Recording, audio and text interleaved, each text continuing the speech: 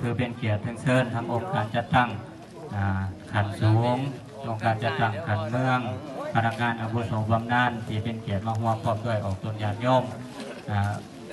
ตามลำดับได้ออกฟังเครื่องเย็นหรือว่าบางใหม่มงคลในสรีระสังขารของพระเดชพระคุณหลวงปู่คำวรดีในมือนี้ย้ายพานิมนต์เขาหน่อยมาได้ไหมเอาให้เพื่อนได้ไหมพาฮันเวลาประชุมเพลิงได้แล้วทานอะไรเอาให้ผู้ใดประธานได้6 โมงเป็นต้นไปเนาะกลางคืนผู้ใดได้แล้วไปนะเพราะว่ายิงใส่ยันฤดูกาลตามฤดูกาลเนาะ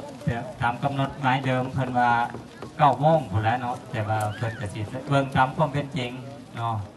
เวลามีอาจจะมีการขาดเคลื่อนตามสถานการณ์ที่เป็นจริงดังนั้นจึงขอแจ้งให้ออกตัวญาติโยมผู้ที่ประสงค์อยากจะมาห่วงประชุมเพิ่มในตอนกลางคืนเนาะ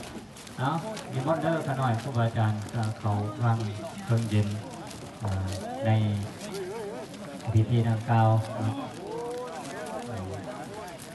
อย่างในเวลาสุดท้ายสุดก็ขอถือโอกาสนี้เชื่อเชิญทั้งตั้งหน้าให้คณะเจ้าภาพหรือว่าบ้านเจ้าภาพหรือว่าทั้ง